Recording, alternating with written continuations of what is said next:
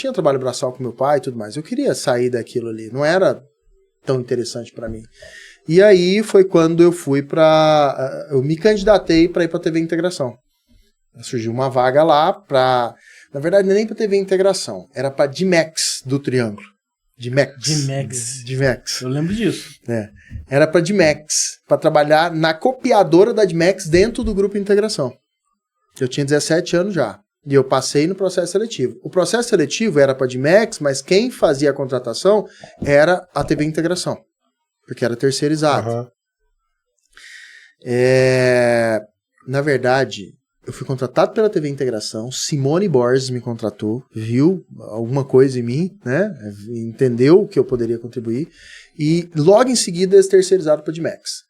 E aí eu saí de menor aprendiz da TV Integração para CLT pela Dimex. Foi isso, né? Entendi. Só remendando aqui, a história foi essa. Quem me contratou foi a Simone Borges, da administração, Simone Cardoso, desculpa. Tinha a Simone Borges lá também, mas era a Simone Cardoso, que era gerente do administrativo. Eu passei a ser responsável, o menino da copiadora, lá dentro da TV Integração. Cargo clássico de sessão da tarde. Exatamente. E o engraçado é que até hoje, quando eu volto lá, e eu tive algumas oportunidades de voltar, eu ainda sou chamado de menininho.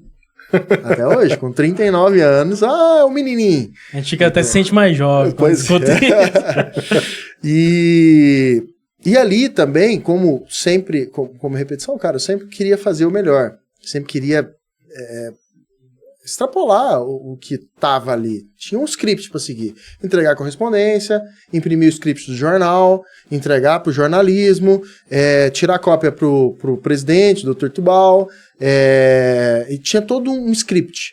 Só que eu sempre estava tentando, aí sim, resolvia problema de impressora, embolava papel no tubo, tinha 4 impressoras lá, 2 coloridas e 2 preto e branco, e eu aprendi a resolver tudo, porque precisava resolver, os técnicos chegavam, ia demorar, e precisava imprimir o script de jornal, então precisava ter uma destreza ali.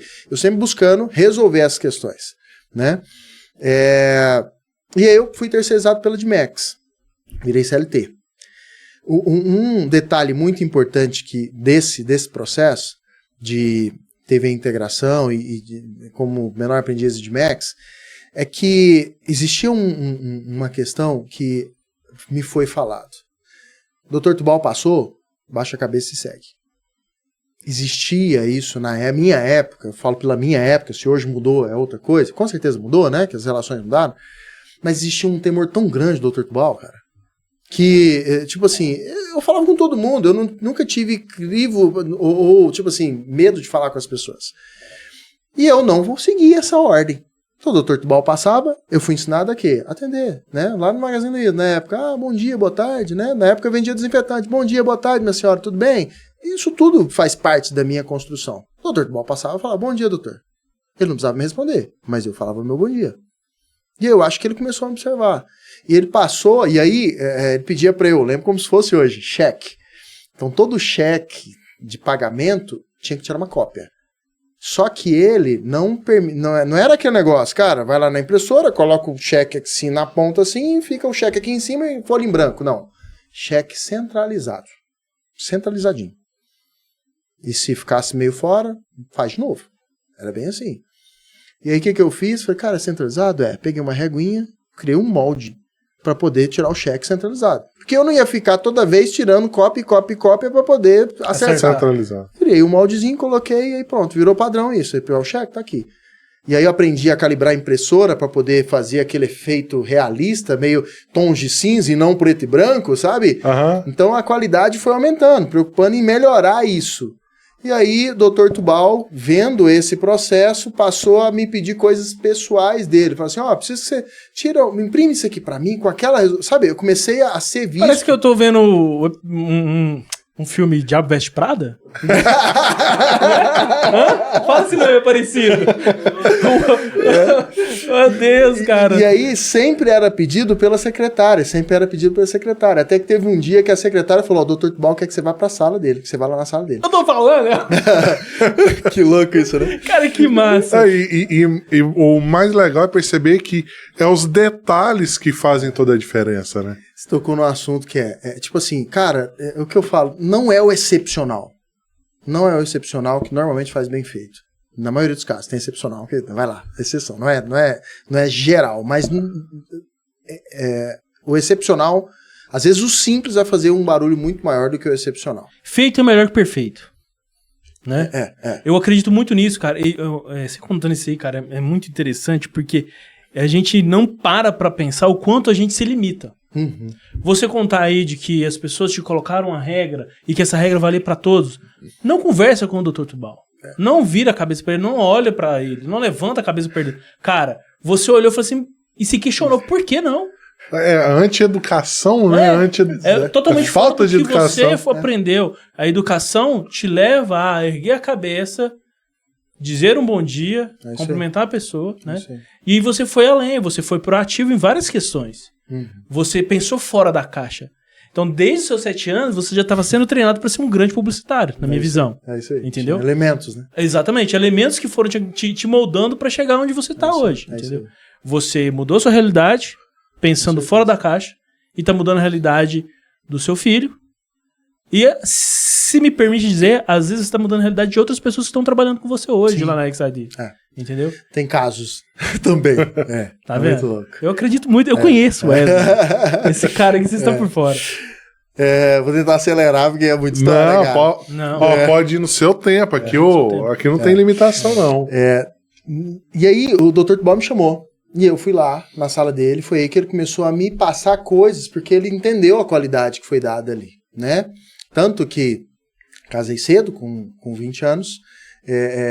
A relação ficou tão próxima que ele deu uma ajudinha na gravata, cara. Olha só. Isso hoje. Obrigado, doutor. Ajudinha. Ele deu, cara, porque eu era o quê? 20 mil, né? Metade da casa. Independente do valor, eu acho que saiu de um cara que ninguém conversava com ele. Eu não tô falando. O Dr. Tubal, eu descobri que não era aquilo que as pessoas estavam desenhando ele. É uma pessoa comum. A diferença, e isso é claro, pra mim hoje, é que as pessoas estão em níveis diferentes.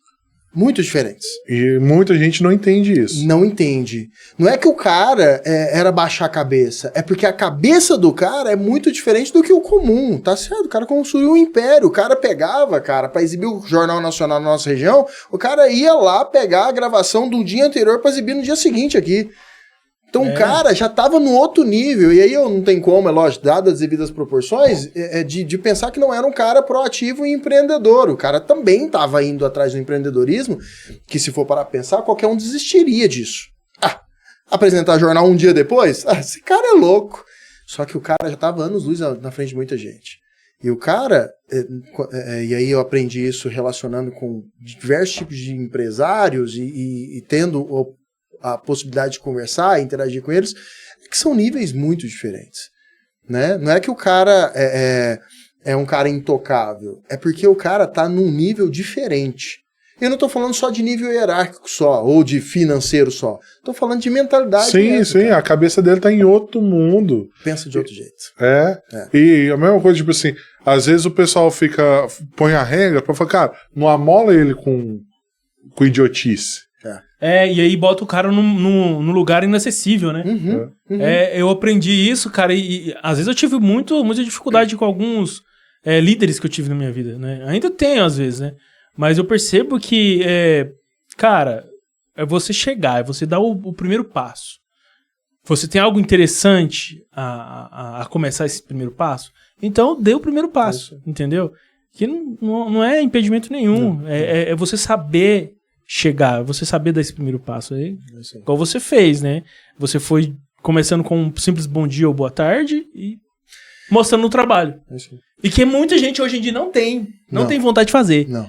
Você quer ver? Ontem, uma experiência. Hoje não, desculpa, ontem, né? O tempo tá meio corrido demais. Mas ontem me chamaram no WhatsApp, tem um WhatsApp da empresa, o WhatsApp da empresa. Um cara que é programador falou que fez publicidade e hoje ele é programador e que ele nunca teve a chance de conhecer como é que é uma agência. E que ele queria entender como é que era a agência.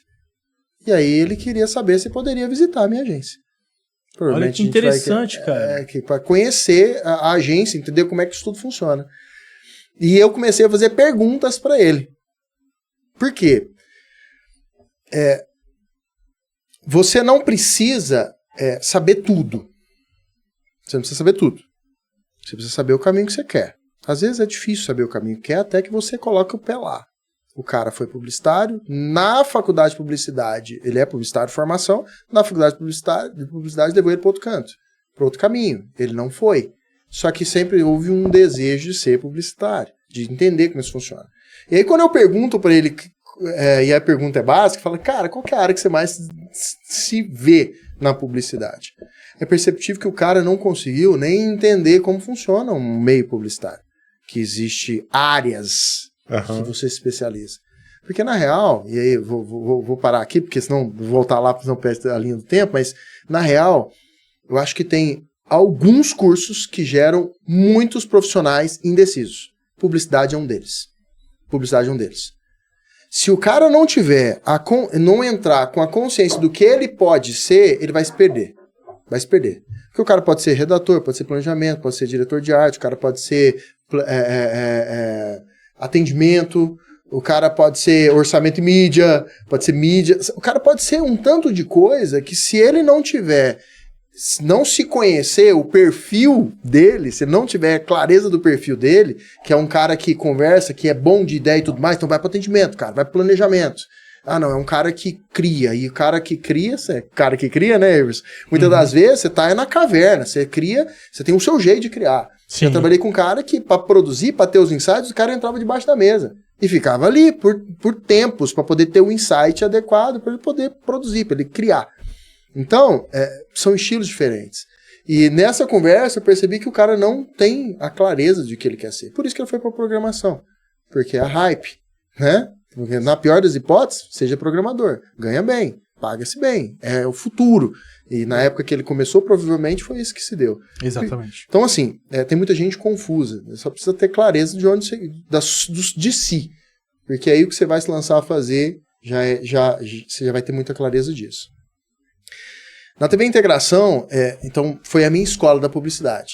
Né? Lá dentro, quando eu saí de menor aprendiz, fui terceiro, fiquei um tempo como terceiro, e depois houve uma possibilidade, uma oportunidade para entrar no grupo Integração de fato. Houve uma vaga para operações comerciais lá dentro. É o PEC, né? Todo mundo, algumas pessoas conhecem como é o PEC. Que é mexer com o quê? Com mapas de mídia, orçamento, também é o departamento que garante os padrões de qualidade, os padrões da Globo, então avalia material. E aí eu aprendi muito sobre isso. Né? Aprendi sobre operação comercial de fato, negociação e tudo mais.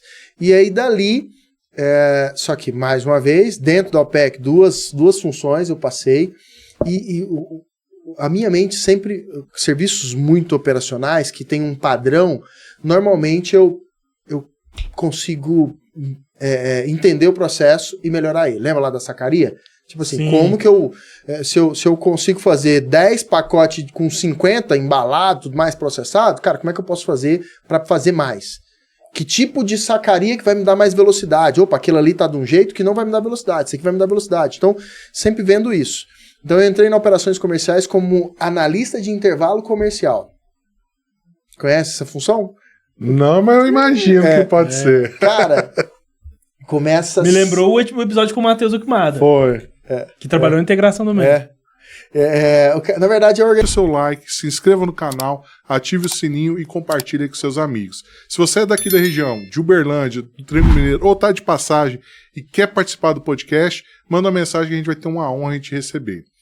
Esse episódio está sendo patrocinado pela Plast Real, uma empresa que trabalha com plástico de engenharia. Eles têm a matriz em São Paulo, uma filial aqui em Uberlândia.